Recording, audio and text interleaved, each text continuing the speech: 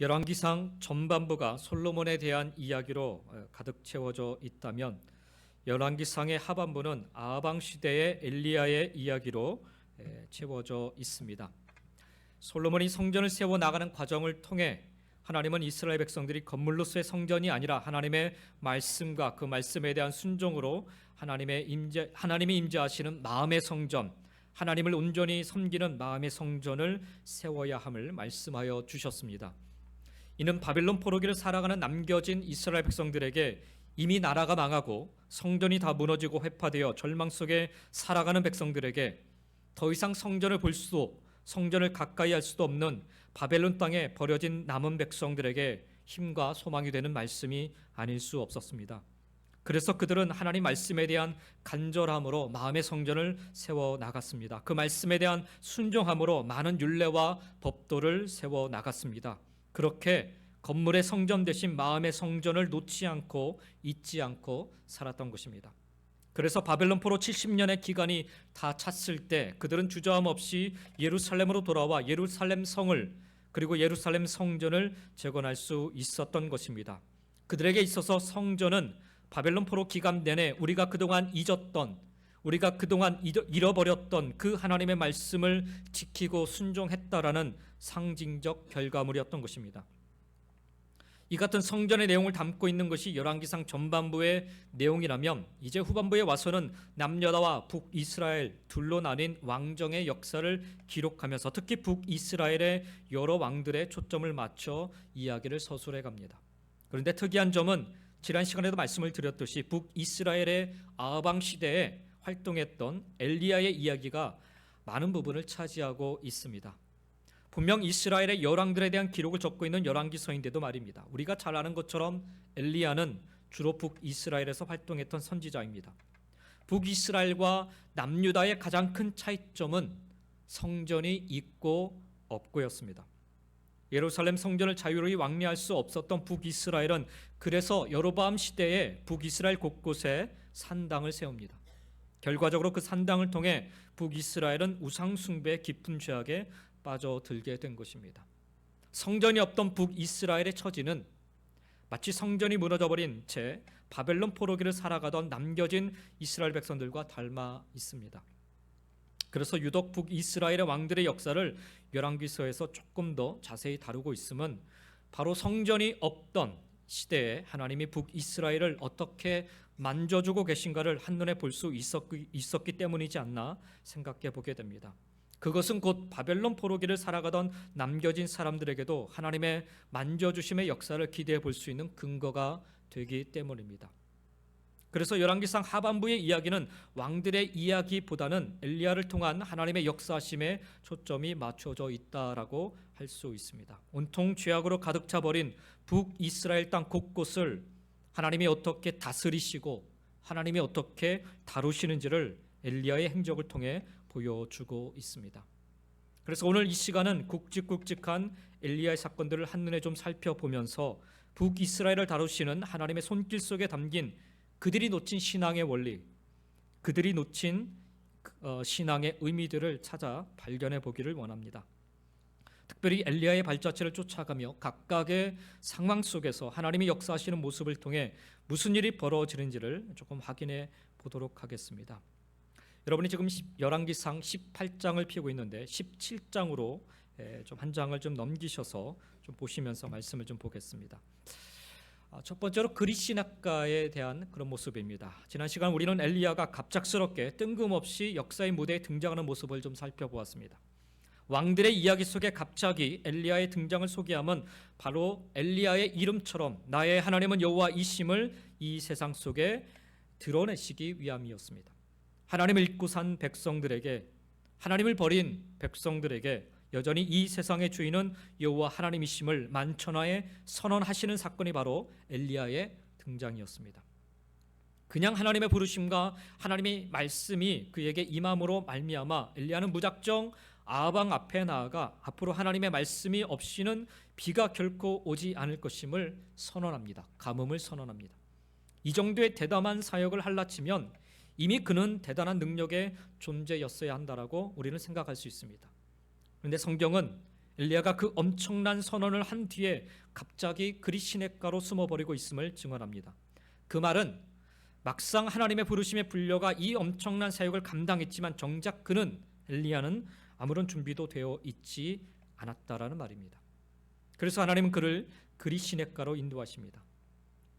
그리 시냇가, 지난 시간에도 말씀드렸듯이 우기, 즉 비가 많이 올 때만 물이 넘쳐나는 곳입니다. 엘리야가 선언하였듯이 가뭄의 기간에는 가장 먼저 물이 말라버리는 곳이 바로 와디라 불리는 그릿 시냇가였습니다. 땅속에서 샘물이 솟아나 물이 흘러가는 그런 지형이 아니라 하늘 위에서 비가 와야만 물이 흘러가는 그런 지형이 바로 그릿 시냇가입니다. 그래서 엘리야는 이곳 그릿 시냇가에 가서는 비가 오기만을 바라며 계속해서 하늘을 바라봐야만 했습니다. 즉 그는 이곳 그릿 시냇가에서 하나님만 의지하는 훈련을 시작하게 된 것입니다. 하나님을 의지하기 위해서는 가장 먼저 하나님을 바라보아야만 합니다. 시선이 어느 곳을 향하는가를 보면 그게 지금 내가 의지하고 있는 것입니다. 아방의 시선은 사마리아에 당당히 세워놓은 바알과 아세라 신전에 가 있었습니다. 그가 의지하는 것은 바알과 아세라 우상이었기 때문입니다. 그 우상을 뒷배로 하는 시돈의 막강한 힘과 재물이었기 때문입니다. 그래서 아방을 비롯하여 북이스라엘의 백성들의 시선은 온통 우상 앞에 가 있었습니다. 그런데 가뭄이 선포되고 그 가뭄이 한 해, 두 해를 거듭해 갈수록 그들의 시선은 이제 엘리야를 향하게 됩니다. 엘리야를 찾기에 혈안이 되었습니다. 적어도 이 가뭄의 때 백성들은 우상을 향하던 그들의 시선을 돌려서 무언가 다른 것을 찾게 된 것입니다. 가뭄이라는 고난이 오히려 이스라엘 백성들에게는 축복의 계기가 된 것입니다. 적어도 하나님을 만날 만한, 하나님의 이름을 부를 만한, 하나님을 찾을 만한 그런 축복의 계기가 된 것입니다. 엘리야는 이곳 그릿 시냇가에서 그의 시선을 하늘을 향하여 고정하는 훈련을 계속해서 쌓아만 가야 했습니다.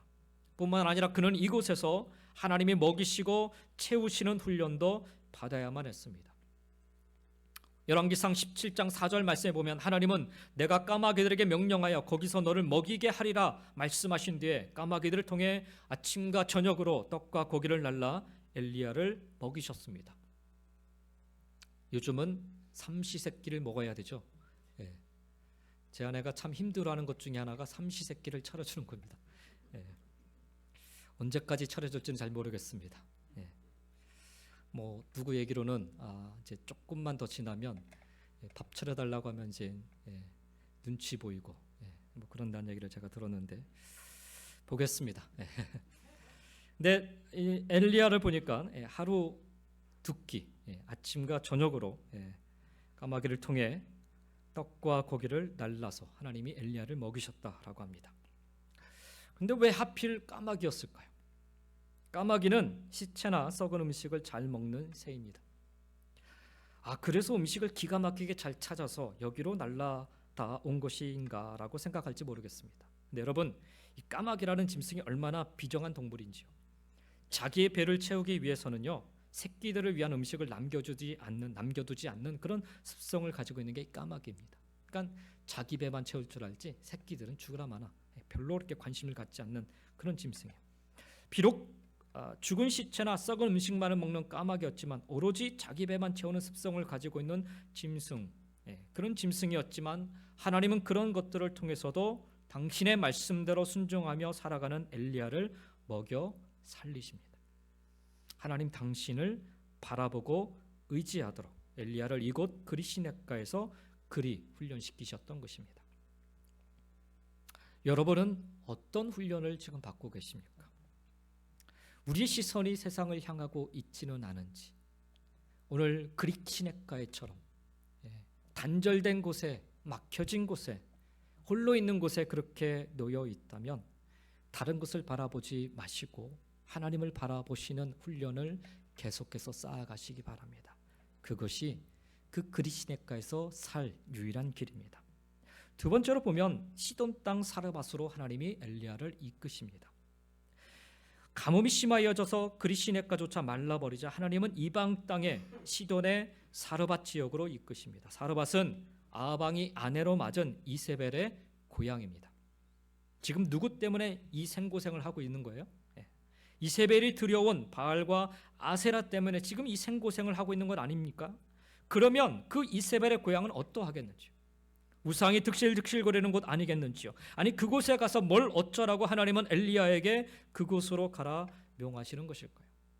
그런데 하나님은 무작정 가라 말씀하십니다. 가면 그곳에서 너를 먹일 과부 한 사람이 있을 것이랍니다. 지금 온 백성이 엘리야 찾기를 눈을 부릅뜨고 사방팔방 돌아다니는 판에 더더군다나 엘리야가 이세벨의 고향에 있다라는 사실을 누군가가 안다면 당장에 발각될 거 아니겠는지요. 그런데도 하나님은 엘리야에게 시돈 땅 사르밧으로 가라 명하십니다. 그러자 엘리야는 즉시로 일어나, 성경에 보면 일어났다라고 하는데 이 표현이 즉시로 머뭇거리지 않고 즉시로 일어났다라는 표현을 쓰고 있습니다. 즉시로 일어나 사르밧으로 갑니다. 여기 사르밧의 지명 이름의 뜻이 무엇인 줄 압니까? 재련소라는 뜻을 가지고 있습니다. 처음 하나님이 이끄셨던 그릿 시냇가, 이 그릿은 단절의 의미를 갖고 있습니다. 다 끊어진 단절의 의미입니다. 세상 의지하는 모든 것을 끊어버리시고 오직 하나님을 의지하도록 그릿 시냇가로 인도하셨다면 이제 시돈 땅 사르밧으로 인도하신 하나님은 엘리야를 당신의 사역을 감당할 선지자로 단련시키고자 그를 인도하신 것입니다. 사르밧에서 그가 받아야 될 훈련은 아무것도 가진 게 없는 한 과부로부터 공개를 받는 일이었습니다. 가서 보니까 자기가 오히려 보태면 보태었지 뭘 도움받을 만한 건덕지가 있는 그런 사람이 아니었습니다. 그런 가정이 아니었어요.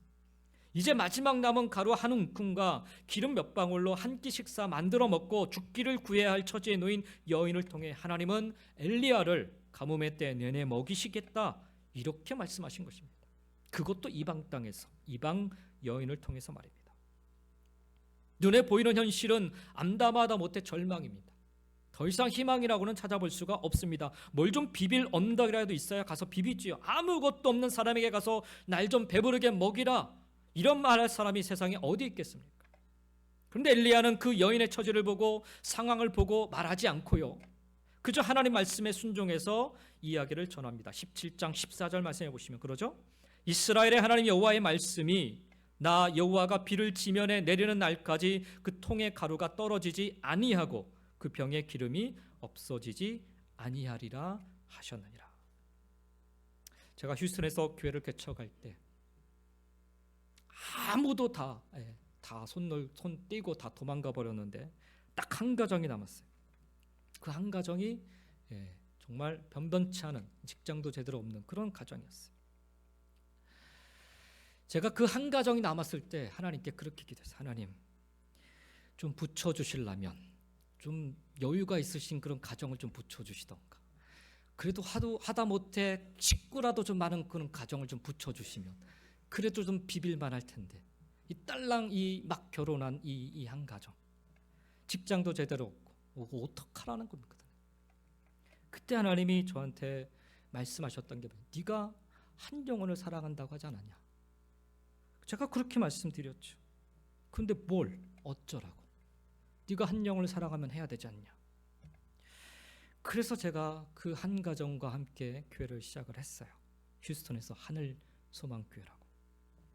근데 하나님께서 그 한 가정을 정말 오늘 이 사르밧 과부처럼 그 신분이 영주권도 없었던 그 불법 치료자였는데 신분을 영주권으로 만드시고 병원에 취직하게 하시고 미국의 좋은 회사에 취직하게 하시고, 그리고는 하나님께서 그 짧은 시간 안에 탁탁탁 다 바꿔버리시더라고요. 그러면서 교회를 세워나가게 되었습니다. 제가 그 사건을 경험을 하면서 이 말씀 그대로 살아계신 하나님을 경험할 수 있었습니다. 오늘 엘리야는요, 사실 가서 보니까 뭘 비빌 만한 건덕지가 아무것도 없지만 이 여인을 보지 않았어요. 그 상황을 보지 않고 그냥 하나님의 말씀에 순종하며 나아갔던 것을 보게 됩니다. 하나님의 말씀을 전하자 놀랍게도 이방 땅에 살던 이방 여인, 아들 하나와 함께 홀로 살던 이 과부 여인이 말없이 순종을 합니다. 그러자 하나님께서 엘리야를 통해 하신 말씀같이 정말 통의 가루가 떨어지지 아니하고 병의 기름이 없어지지 아니하는 역사를 체험하게 됩니다. 말씀대로 이루어지는 삶을 그 과부 여인도 그리고 엘리야도 경험하게 된 것입니다. 말 그대로 사르밧, 재련소, 훈련소를 통해 제대로 신앙 훈련을 받게 된 것입니다. 하나님의 말씀에 순종하면 이런 역사가 일어나는구나. 하나님의 말씀에 순종할 때 이와 같이 정말 우리 상식과 벗어나는 일들이 얼마든지 일어날 수 있구나. 이렇게 훈련을 받게 됐습니다. 그런데 이런 은혜를 받고 그 은혜 가운데 가뭄을 넉넉히 이기며 살아가는데 뜻하지 않은 사건이 발생을 합니다. 바로 그 과부 여인의 아이가 갑작스럽게 죽게 된 것입니다. 나의 하나님은 여호와이심을 선포했으면 그 하나님의 능력으로 모두가 다 인정하고 행복할 만한 일들이 펼쳐져야 하는데 이스라엘 전역에는 가뭄이 닥치고 모두가 다 그 가뭄으로 인해 고통 속에 죽어가고 있었습니다. 당신으로 말미암아 우리가 죽게 되었다는 아우성이 여기저기서 들리게 된 것입니다. 하나님을 두려워하며 믿기보다는 하나님을 향한 원망으로 가득 차버리게 된 것입니다. 바로 사르밧 과부 여인과 같은 상황이 지금 북이스라엘 전역에 펼쳐지고 있는 것입니다. 사랑하는 성도 여러분, 하나님을 믿는다고 모든 일이 다 형통케 되는 것 아닙니다. 하나님은 알라딘 요술램프와 같은 것이 결코 아닙니다.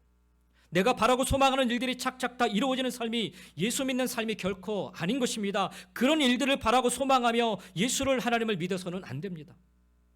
그런데 사르밧의 여인도 그리고 이스라엘 백성들도 딱 그렇게 신앙생활을 하고 있었습니다. 가뭄의 때 엘리야를 통해 가루의 통이 마르지 않고 기름의 통이 마르지 않는 이 놀라운 기적을 체험하니까 마치 내가 원하는 것은 다 하나씩 이루어지는 것처럼 그렇게 하나님을 생각하고 믿었다라는 거예요.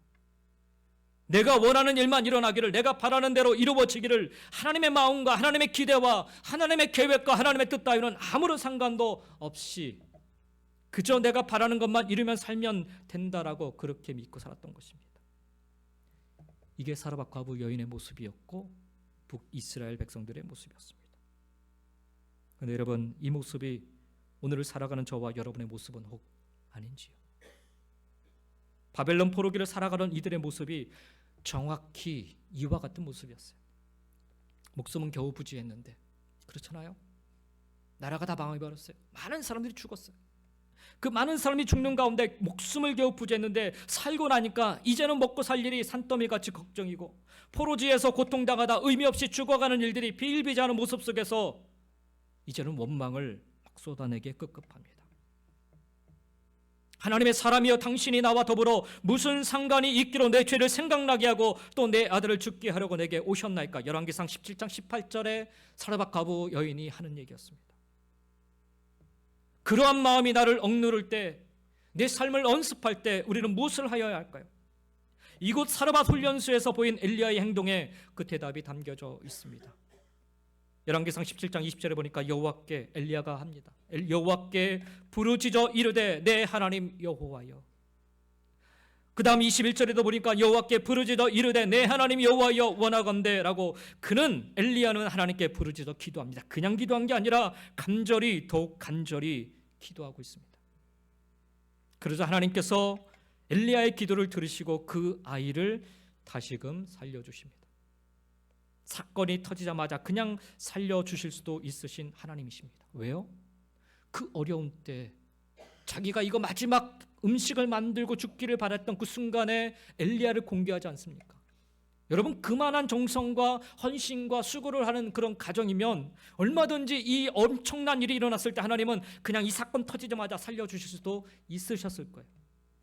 아니, 이 여인의 원망을 듣자마자, 아니 왜 이런 일이 일어났습니까? 이 원망을 듣자마자 즉시로 그 아이를 살려주실 수도 있으신 하나님이십니다. 그러나 하나님은 이 시급한 순간에 기다리십니다. 뭘 기다리세요? 엘리야가 기도하기를 기다리십니다. 그리고 엘리야의 기도를 들으시고는 그의 기도를 인하여 즉시로 그 아이의 혼이 돌아와 살아나게 하십니다. 여러분, 그리스도인학과에서는 하나님을 전적으로 바라는, 의지하는 훈련을 받았다면 이곳 사르밧에서는 하나님의 말씀대로 이루어짐을 믿는 훈련과 더불어서 하나님께 간절히 부르짖어 기도하는 훈련을 받게 된 것입니다. 그리고 결국 이 사건을 통해 사르밧 과부의 입술에서 다음과 같은 고백이 터져 나옵니다. 열왕기상 17장 24절 말씀입니다. 여인이 엘리야에게 이르되 내가 이제야 당신은 하나님의 사람이시요 당신의 입에 있는 여호와의 말씀이 진실한 줄 아노라 하니라. 이 문장이 담고 있는 의미는 한마디로 여호와 당신은 하나님이십니다. 당신이 믿는 하나님은 진짜 하나님이십니다 라는 고백인 것입니다. 엘리야 즉 나의 하나님은 여호와이심을 세상에 증거하며 살아가는 엘리야를 통해 하나님은 세상을 통해 사람들을 통해 여호와 당신은 하나님이십니다 라는 고백을 듣기를 원하신 것입니다. 엘리야가 이 사르밧에 가서 그것을 경험합니다. 아 그렇구나. 앞으로 내가 해야 될 일은 바로 이와 같은 일이구나. 앞으로 계속해서 펼쳐질 엘리야의 행적 속에서 우리가 주목해야 할 부분이 바로 이것입니다. 가뭄 속에 가루와 기름통이 마르지 아니한 것이 기적이 아니한 그 기적이 중요한 것이 아니라 죽은 아이가 기적적으로 살아나는 것이 중요한 것이 아니라 그 모든 과정과 사건들을 통해 여호와 당신은 하나님이십니다라는 이 신앙의 고백, 이 믿음의 고백이 세상 곳곳에서 들려지는 것이 제일 중요하다는 거예요. 오늘 저와 여러분의 삶 속에서 발걸음 속에서 행하는 모든 삶 속에서 하나님은 이 소리를 듣기를 원하십니다. 여러분의 믿음의 현장에서 하나님께 나와 예배드리는 이 시간을 통하여서든 여러분의 삶의 현장에서든 하나님은 이와 같은 소리를 듣기를 원하십니다. 여호와 당신은 하나님이십니다. 그 소리를 세상 속에서 들려지게 할 수 있도록 믿음을 가지고 살아가시기를 주의 이름으로 간절히 축원드립니다. 말씀대로 이루어짐을 믿으시고 힘들고 어려울 때마다 엎드려 기도하며 하나님의 이름을 부를 수 있는 저와 여러분 되기를 예수님의 이름으로 간절히 축원드립니다. 이어지는 엘리야를 하나님께서 갈멜산으로 인도하십니다.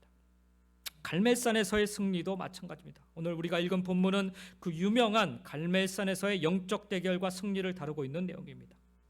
그리시네깔은 단절을 뜻하고 사르밧은 재련소, 하나님의 훈련소를 뜻한다고 말씀드렸습니다. 그 각각의 의미대로 하나님은 엘리야를 그 각각의 장소에서 하나님의 방식으로 엘리야를 만져주셨습니다. 그리고 이제 갈멜산으로 엘리야를 불러 세우십니다. 갈멜의 뜻은 하나님의 포도원입니다. 하나님의 포도원. 우리 성경은 갈멜산, 산으로 표현되어 있지만 사실 산으로 보기에는, 산이라 보기에는 그 덩치가 어마어마합니다. 높이가 500m 이상이 되고요. 그 폭이 10km 이상이 되고 그리고 길이가 21km 이상이 되는, 멀리서 보면 하나의 커다란 산맥 같아 보입니다. 이게 지중해 바로 옆에 놓여 있어요. 그래서 지중해에서 올라오는 기류가 가장 먼저 부딪히는 곳이 바로 이 갈멜이고요. 그래서 갈멜산은 항상 비구름이 머물 수 있는, 비구름이 머물렀다가 그래서 바로 그 다음 땅에 기송강으로 해서 그 다음 땅으로, 그 다음 지형으로 이게 비를 막 쏟아붓는 그런 지형적 특징을 가지고 있습니다. 그래서 농사의 신 바알이 비를 관장한다 여겨서 이스라엘 땅에 이 우상들이, 바알과 아세라 우상들이 들어오고 난 후에 이 갈멜산 위에 제단을 쌓고 제사를 드려왔던 것입니다. 실상 이곳은 하나님의 뜻을 묻고 구하는 제단이 있던 곳이었습니다. 나중에 성경을 보시면 아시겠지만 이곳에 많은 선지자들이 모여서 훈련을 받고 기도하는 그런 시간을 갖습니다. 그러니까 이곳은 원래 하나님을 향해 제단을 쌓고 예배를 드리던 그런 곳이었습니다. 그래서 하나님의 포도원, 풍성한 하나님의 은혜가 임하는 곳이라는 그런 의미를 담고 있습니다. 실상 하나님의 뜻을 묻고 구하는 제단이 있던 곳인데 하나님의 포도원이라는 의미처럼 하나님의 풍성케 해주심으로 말미암아 이 땅이 풍요를 누리고 번성케 됨을 고백하는 곳이 바로 이곳 갈멜이었던 것입니다. 그런데 그 당시 바알과 아세라 제사장들이 이곳에 있던 하나님을 섬기던 제단들을 다 허물어버리고 자신들의 우상을 섬기던 제단을 쌓고 이곳에서 제사를 드리곤 하였던 것입니다. 그래서 여러분, 엘리야가 바알과 아세라를 섬기던 선지자 및 제사장 850명과의 대결을 제안했을 때 아방을 비롯하여 그 무리들이 선뜻 그 제안을 받아들였던 것입니다. 일단 숫자상으로도 엘리야 한 사람을 압도할 만한 850명이라는 압도할 만한 그런 숫자였고요. 장소상으로도 평상시 자신들이 제사 지내고 응답받던 자신들의 홈그라운드 아닙니까? 안방과도 같아요. 그러니까 순순히 이 엘리야의 제안과 엘리야가 제안한 룰을 받아들였던 것입니다. 아합이 바알과 아세라를 섬기는 선지자 및 제사장 850명을 갈멜산으로 부르자 이스라엘 백성들이 이 소식을 듣고서는 구름대처럼 몰려들었습니다. 야, 과연 어떤 신이 이길 것인가? 그 대결의 결과를 보고 싶은 마음 때문이었겠지요.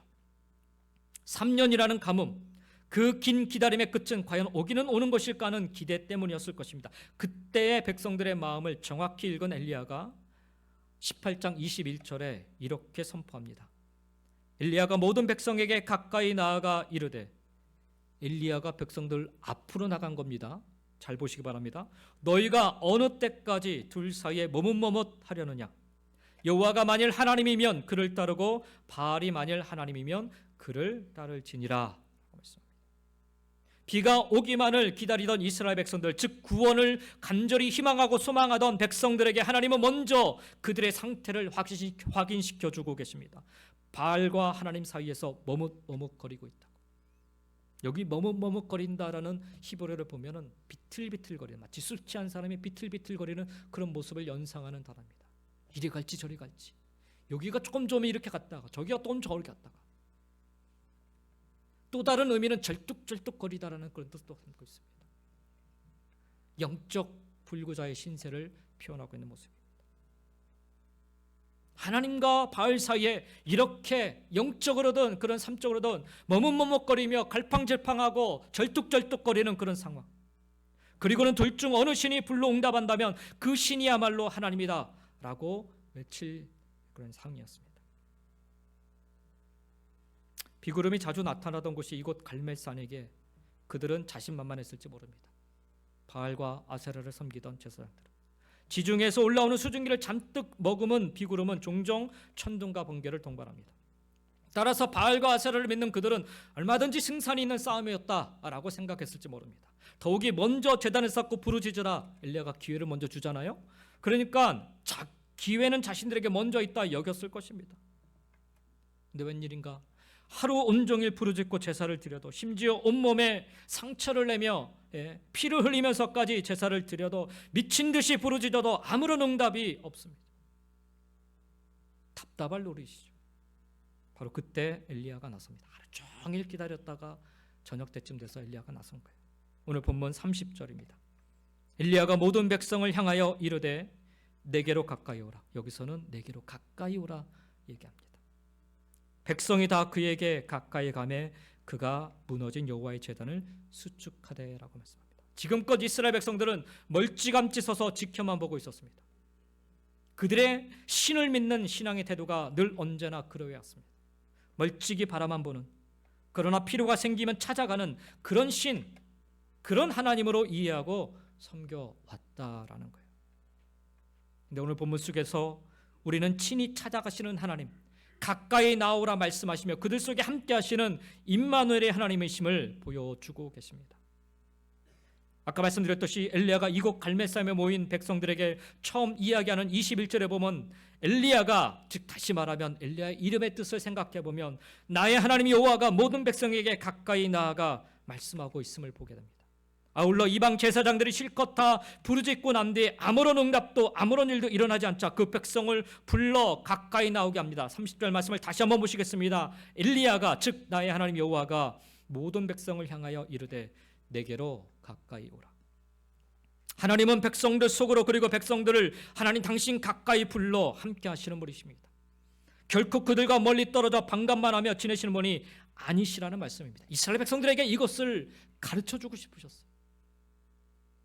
바벨론 포로기를 살아가는 백성들의 입장에서 보면요, 바로 이 부분이 정말 은혜가 되었을 것입니다. 하나님을 찾지도, 하나님의 이름을 부르지도 않고 하나님 말씀대로 순종하지 않음으로 말미암아 나라가 망하고 포로로 끌려온 신세가 되었는데, 죄악으로 인하여 멸망당한 자신들을 여전히 사랑하사 가까이 찾아오시는 하나님, 아니 오히려 하나님 당신께 가까이 나오라 말씀하시는 이 하나님의 모습을 보며 그들은 참에 깊은 눈물을 흘리지 않을 수 없었던 것입니다. 엘리야의 입장에서는, 하나님의 입장에서는 굳이 이 멸망받아 마땅한 이 백성을 다시금 찾으실 이유가 있으실까요? 이 정도로 악한 모습을 보이는데, 그럼에도 불구하고 하나님은 이들에게 찾아오시고 이들에게 거룩한 당신 거룩한 하나님께, 당신께 가까이 나올 기회를 주십니다. 회복은요, 구원은요, 항상 그렇게 하나님 편에서부터 시작이 됩니다. 구원은 우리의 행실과 행함으로가 아니라 조건 없는 하나님의 사랑과 은총에서부터 시작이 됩니다. 그래서 바벨론 포로기를 살아가는 남겨진 자들에게는 바로 이 말씀, 이 사건이 위로와 소망이 되는 것입니다. 내버려 두지 아니하시고 찾아오시고 말씀하여 주십니다. 가까이 하게 하십니다. 여러분, 우리도 마찬가지입니다. 하나님은 나의 신앙의 조건과 상관없이, 나의 믿음과 상관없이 먼저 찾아오시는 분이십니다. 나의 행함과 상관없이 구원의 길로 먼저 초대해 주시는 분이십니다. 자격 없는 자에게 주시는 회복의 역사, 구원의 은총이 바로 저와 여러분에게 임한 진짜 은혜인 것입니다.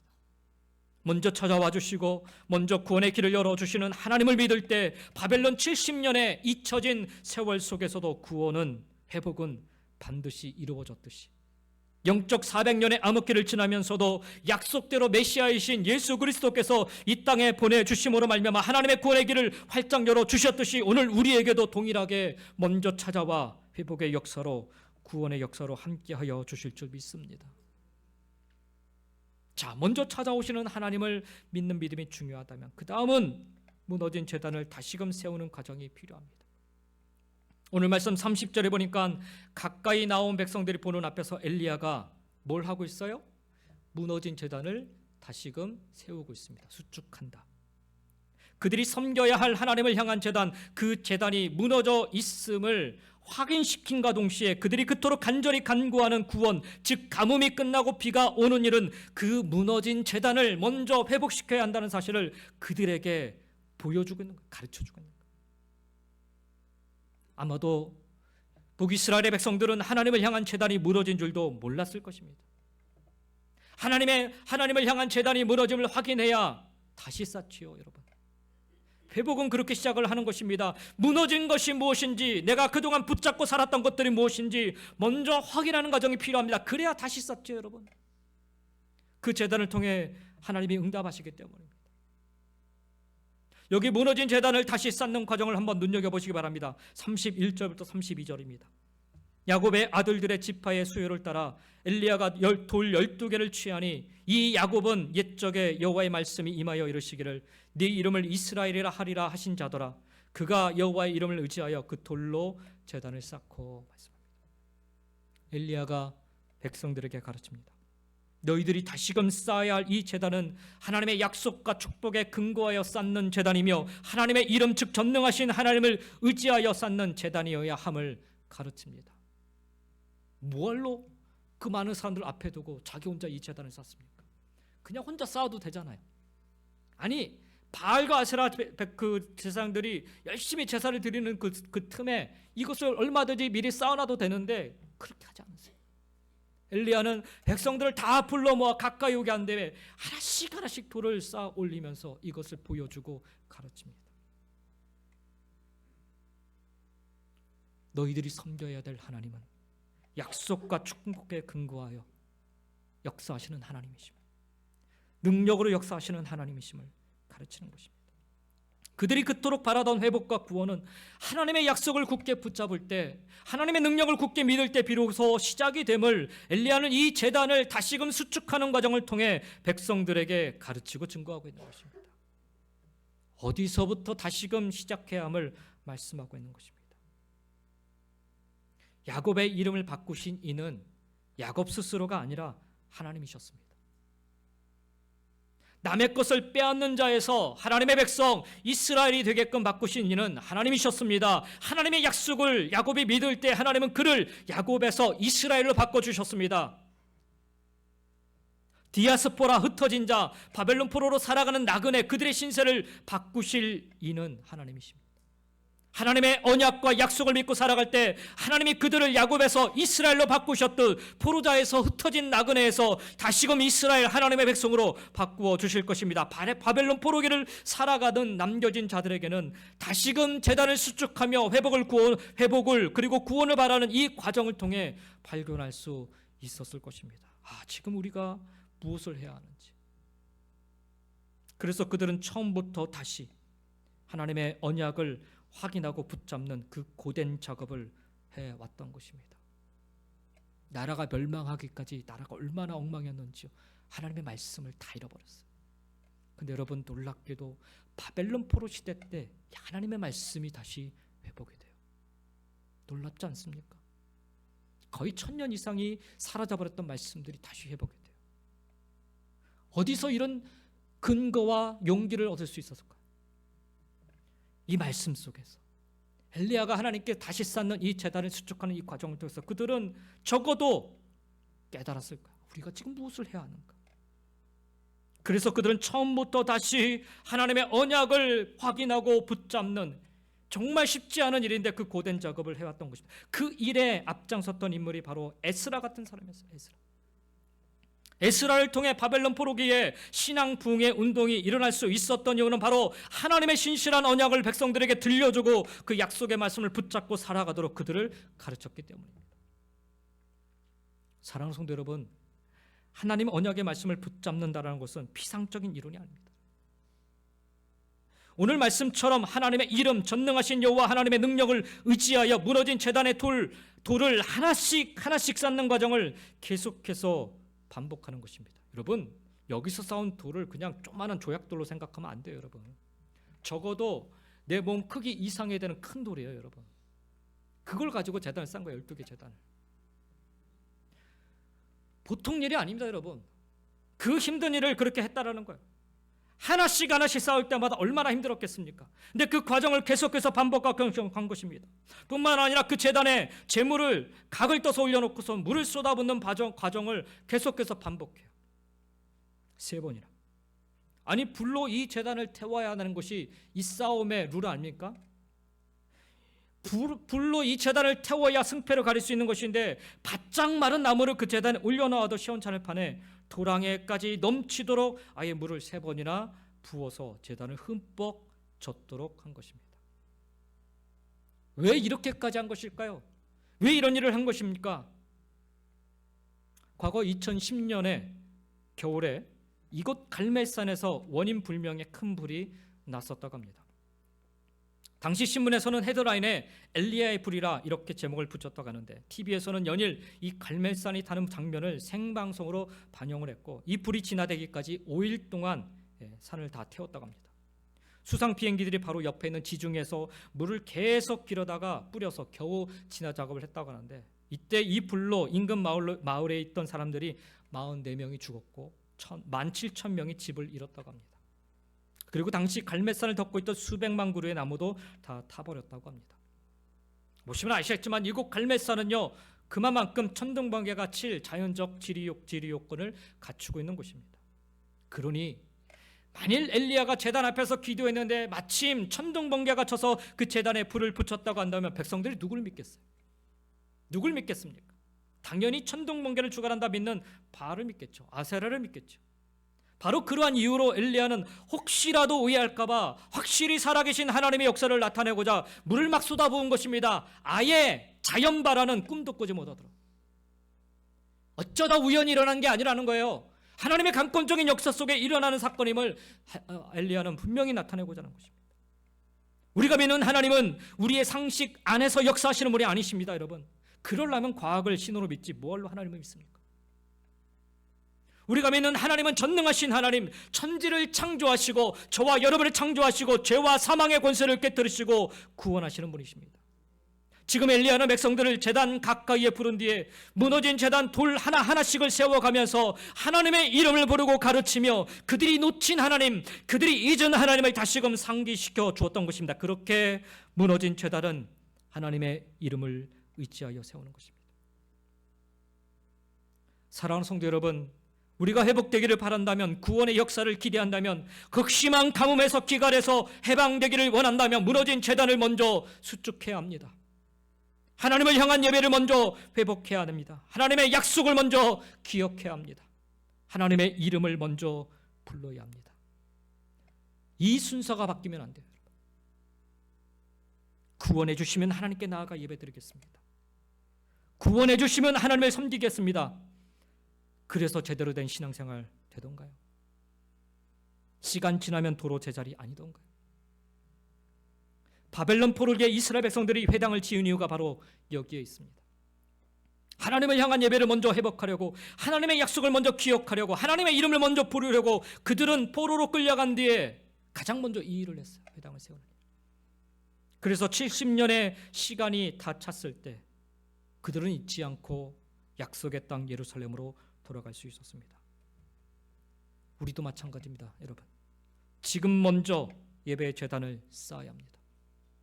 하나님 이거 먼저 한 다음에 예배의 자리에 서겠습니다. 아니요, 순서가 바뀌었습니다.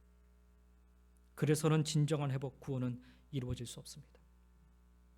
하나님을 향한 예배를 먼저 회복하셔야 합니다. 하나님의 약속을 먼저 기억하셔야 됩니다. 하나님의 이름을 먼저 부르셔야 합니다. 그것이 회복의 구원의 첫걸음인 것입니다. 바라기는 여러분의 삶 속에 무너져 있는 무엇이 무너져 있는지를 확인하시면서 여러분의 무너진 제단을 언약의 말씀을 붙잡고 하나님의 이름을 의지하여 다시금 세워 나가시기 바랍니다. 하나님의 응답의 역사, 회복의 역사, 구원의 역사가 함께하여 주실 것입니다. 끝으로 이 갈멜산에서는 하나님의 이름을 부르며 기도해야 합니다. 37절에 보니까 엘리야는 하나님의 이름을 부르며 응답하여 주실 것을 간구합니다. 그리시네가에서는 이렇게 기도하는 모습을 보지 못했어요, 엘리야가. 물론 기도하는 사람이었지만. 근데 사르밧에 가서 기도하며 하나님께 기도할 때 응답하신 것을 경험하면서 이곳 갈멜산에 와서는 간절하게 기도하는 엘리야의 모습을 보게 됩니다. 37절에 그러죠. 여호와여 내게 응답하소서, 내게 응답하소서. 2번 반복한다는 얘기는 얼마나 간절히 기도했다는 것을 성경이 표현하고 있는 것입니다.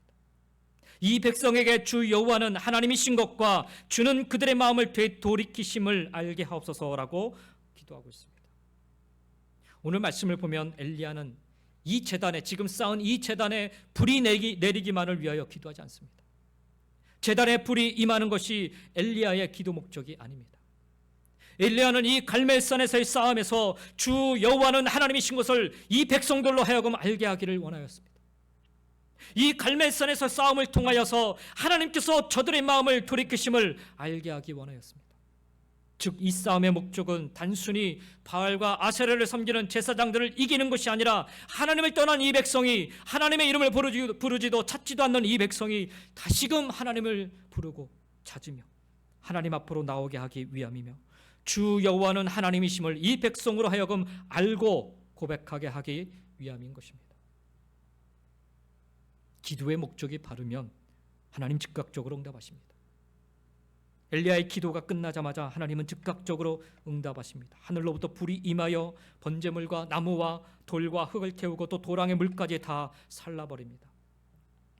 여러분, 하늘로부터 불이 임한 것이 대단한 기적이 아니라 그 이후에 벌어지는 사건이 기적 중에 기적입니다. 바로 하나님을 멀리 떠났던 이 백성들의 입에서 39절에 그러죠. 여호와 그는 하나님이시로다. 여호와 그는 하나님이시로다. 이 신앙의 고백이 터져나온 것입니다. 바벨론 포로기를 살아가던 남겨진 이스라엘 백성들이 여호와 그는 하나님이시로다, 여호와 그는 하나님이시로다, 하나님의 이름을 부르고 그분을 고백하며 그분만을 섬기는 일이 바벨론 포로지에서 일어난 일이 기적 중에 기적인 것입니다. 오늘 우리가 예수님을 나의 구주로 믿고 고백하며 하나님 앞에 나와 예배 드림이 기적 중에 기적인 것입니다. 하나님은 오늘도 이 일을 위해 일하시는 줄 믿습니다. 하나님 당신만이 이 땅의 주인이요 참된 하나님이심을 이 세상 사람들부터 고백되는 그날까지 쉬지 않으시고 역사하고 계신 줄 믿습니다. 여호와 주는 하나님이십니다. 여호와 주는 하나님이십니다. 여러분의 매 순간의 삶 속에서 이 신앙의 고백을 드리며 살아갈 수 있기를 간절히 원합니다. 이 고백만 나의 유일한 고백이 되기 원합니다. 이 고백처럼 주의 이름을 부르는 자 하나님은 구원을 이루어 주신다라고 로마서 10장 13절에서 약속하여 주셨습니다. 바벨론 포로기를 살던 이들은 이 이름을 부르며 이 고백을 드림으로 70년 고난의 세월에 종지부를 찍고 구원과 회복의 역사를 이룰 수 있었습니다. 우리도 하나님을 향한 이 고백으로, 이 신앙으로 회복케 하시는 하나님의 역사를 꼭 이루시기를 예수님의 이름으로 간절히 축원드립니다. 제가 오늘 처음 시작 부분에서 엘리야의 발자취를 쫓아가며 각각의 상황 속에서 하나님이 역사하시는 모습을 좀 살펴보았으면 한다라고 말씀을 드렸습니다. 사실 오늘 시간이 충분치 않아서 다 말씀드리지 못했는데, 처음 엘리야가 머문 곳은 그릿시냇가이죠. 그곳은 단절된 곳입니다. 바벨론 포로기에 막 접어든 백성들은 이 단절을 뼈저리게 경험해야만 했습니다. 가족들로부터, 고향으로부터, 나라들로부터 다 단절되는 이 단절을 경험하는 했습니다. 그 속에서 그들은 하나님을 의지함을, 하나님을 신뢰함을 배워야만 했습니다. 그리고 그 단절의 과정 속에서 공급하고 채우시는 하나님으로 말미암아 여호와 주는 하나님이심으로 고백할 수 있었습니다.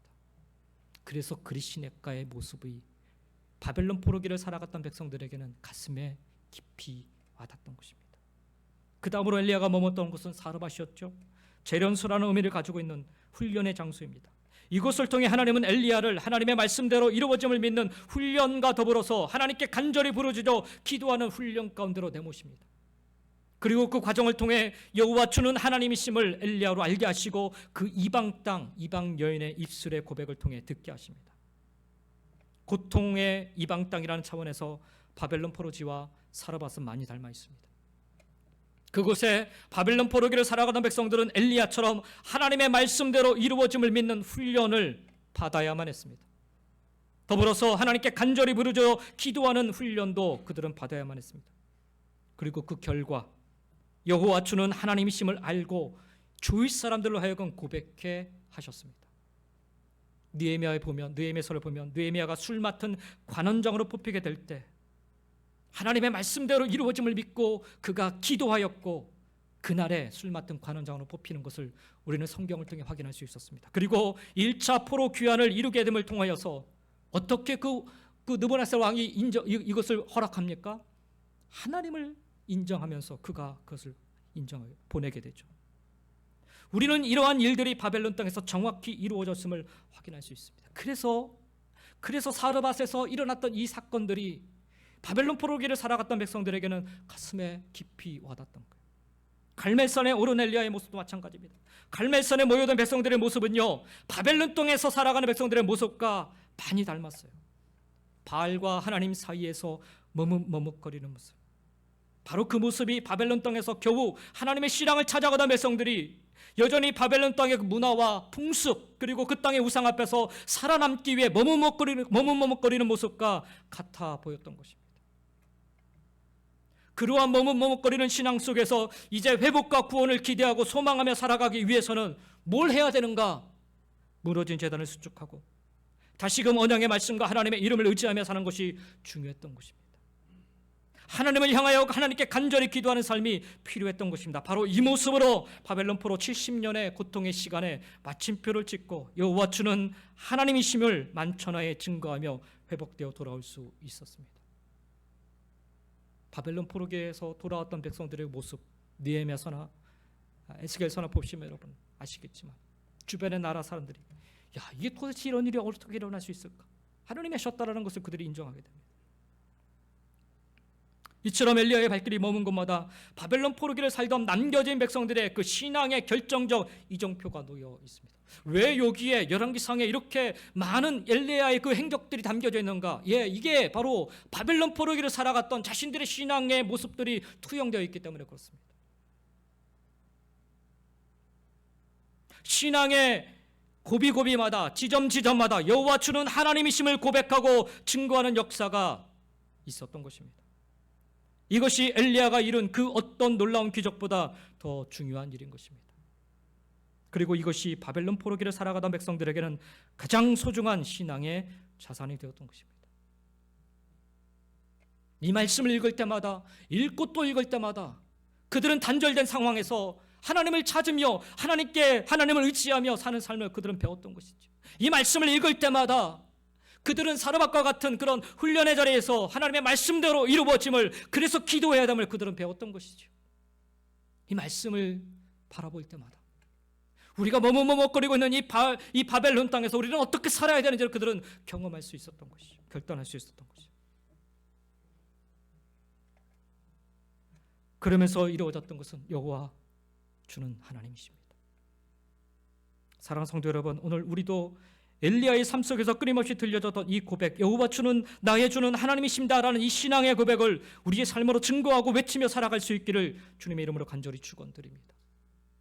사방이 우겨쌈을 당하고 단절된 그리시네과 같은 곳에 거할지라도 그곳에서 우리를 먹이시고 이끄시는 하나님의 보호와 인도하심을 바라며 하나님 의지하며 살아가실 수 있기를 축원드립니다. 바로 그 단절된 곳에서도 우리는 하나님 주는 여호와이심을 고백할 수 있어야겠습니다. 때로 원치 않는 환경 속에 내몰린다 하여도 그곳이 사르밧과 같이 견디기 어려운 훈련의 장이라 여겨져도 바로 그곳에서 하나님의 말씀하심이 그대로 이루어짐을 경험하며 간절히 기도할 때 역사하시는 하나님의 능력을 체험하는 시간이 되시기를 축원드립니다. 바로 그 원치 않은 환경 속에서도 우리는 하나님 주는 여호와이심을 고백할 수 있어야겠습니다. 머뭇머뭇거리는 우리 신앙의 현장 속에서도 그곳이 갈멜산과 같이 이미 하나님을 향한 재단이 무너져버린 상황이라 할지라도 여전히 우리를 먼저 찾아오시는 하나님을 기억하시며 하나님의 언약의 말씀을 붙잡고 하나님의 이름을 의지하여 하나님을 향한 무너진 나의 재단을 다시금 세워나감으로 하나님이 이루시는 회복을 누리시는 여러분 모두가 다 되시기를 주의 이름으로 간절히 축원드립니다. 바로 그 머뭇머뭇거리는 현장 속에서도 우리는 하나님 주는 여호와이심을 고백할 수 있어야겠습니다. 이 고백 듣기를 하나님은 오늘도 원하십니다. 하나님 주는 여호와이심을 그 어떤 상황 속에서도 그 어떤 환경 속에서도 끊임없이 변함없이 여러분의 입술로 삶으로 고백하며 살아가는 믿음의 성도님들 다 되시기를 예수님의 이름으로 간절히 축원드립니다. 기도하겠습니다.